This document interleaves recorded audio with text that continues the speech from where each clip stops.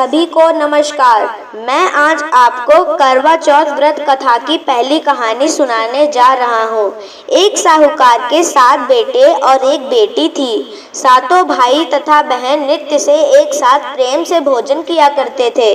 बहन का विवाह होने के बाद भाई भोजन करते समय बहन की याद करते और फिर अनमने से भोजन किया करते।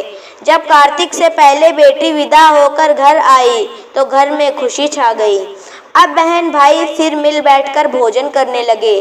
कार्तिक कृष्ण पक्ष में करवा चौथ का व्रत किया जाता है। घर में लड़कों की बहुएं, माँ और बहन सभी ने व्रत रखा था।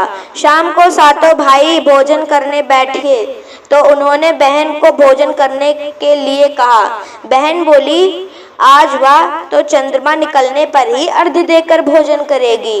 भाई चुप होकर भोजन करने को तैयार हो गए, पर सबसे छोटा भाई बहन से बहुत प्यार करता था। उसने सोचा कि बहन चंद्र के निकलने तक कैसे भूखी रह सकेगी।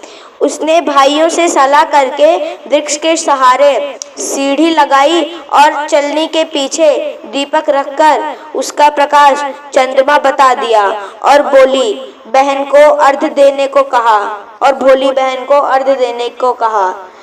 भाइयों ने इस तरह बहन से अर्घ्य दिलाकर भोजन करने को कहा। बहन ने अपनी भाभियों से भी भोजन करने को कहा, किंतु उन्होंने भाइयों के द्वारा छल किया जाना बताकर ननद को भी भोजन करने को मना किया। फिर भी भोली बहन भाइयों के बहकावे में आकर भोजन कर लिया। बहन जब भोजन करने बैठी तो पहला ग्रास में बाल निकला, दूसरा कौर मुंह तक पहुंचने पर कुत्ते ने कान फटफटाए।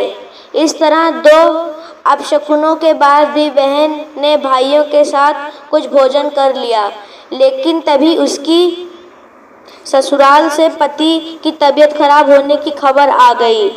वह छोटे भाई को लेकर जब तक ससुराल पहुंची तब तक पति की मृत्यु हो चुकी थी। वहाँ उसकी मौत पर भारी कोहराम मचा हुआ था। माँ ने अपनी लड़की को ससुराल को भेजते समय समझाया था कि जब वह पति के गांव पहुँचे तो घर जाते समय रास्ते में जो भी बड़े व्यक्ति और स्त्रियां मिले उनके पांव छूते जाना और आशीर्वाद प्राप्त करना। उसने ऐसा ही किया। जब वह पति के घर पहुंची तो वहां एक हाल देखकर वह हतप्रभ हो गई। मुख से एक बार चीख निकली और फिर वह गुमसुम सी एक और बैठ गई। उसकी सास ने उसे धरती पर पड़े पति के पास ला बिठाया।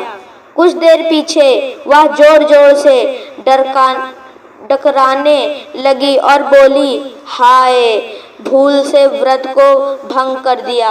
हे गणेश जी महाराज, आप मुझे क्षमा कर दो। मेरा अपराध आप ही क्षमा करोगे। इस तरह वह कहती और जोर जोर से रोने लगी। तभी शंकर पार्वती उधार से निकले। पार्वती जी ने हाल जानकर कहा, हे स्वामी, यह तो बहुत कम उम्र में ही विधवा हो रही है। यह अपना शेष जीवन कैसे काटेगी? प्रभु, आप कुछ कीजिए। शंकर भगवान बोले, प्रिय, आपका कहना सही है, किंतु यह अपराध तो गणेश जी के प्रति हुआ है, वही इसे संभालेंगे। उन्होंने गणेश जी से उसे सुहागिन बने रहने के लिए कुछ करने को कहा। तब गणेश जी ने व्रत खंडन करने की उसकी भूल को क्षमा कर दिया और कुछ कहा कि वह अब अगली करवा चौथ का व्रत करने में भूल ना करे। तब उसका पति राम राम कहकर उठ बैठा और बोला, मैं तो आज बहुत सोया हूँ। घर में आनंद छा गया। बहू ने वर्ष के सभी चौथ माता के व्रत किए। सभी चौथ माताओं ने कार्तिक की सबसे बड़ी करवा चौथ का व्रत करके अखंड सौभाग्य पाने की बात कही।